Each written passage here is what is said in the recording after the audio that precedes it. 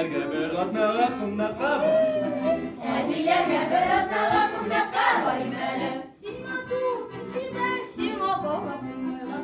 Ниңә син зоопаркка маймыл итеп куймыйлар? Ниңә син зоопаркка маймыл итеп куймыйлар? Фәтиха, Фәтиха, Фәтиха, Фәтиха, Фәтиха, Фәтиха, Фәтиха, Фәтиха, Фәтиха, Фәтиха.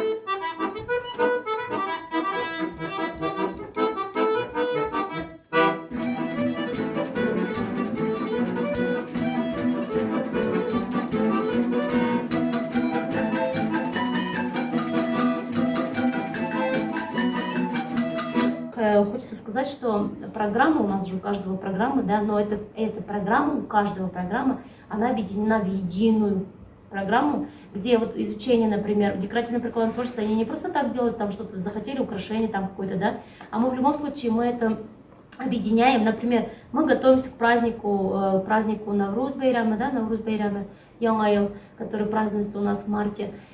День равноденствия. И к этому празднику они, ребята, уже, помимо того, что я рассказываю про этот праздник, значит, мы делаем какой-то обряд, да, это когда ребята ходят по домам и заклички различные говорят, то есть у нас есть такой обряд готовый уже, и мы даже делали по домам, ходили по Татар-базару, по домам прямо Абилярге ходили, они собирали вот эти вот различные сладости им дают за то, что они желают хозяевам здоровья и так далее, вот такой обряд.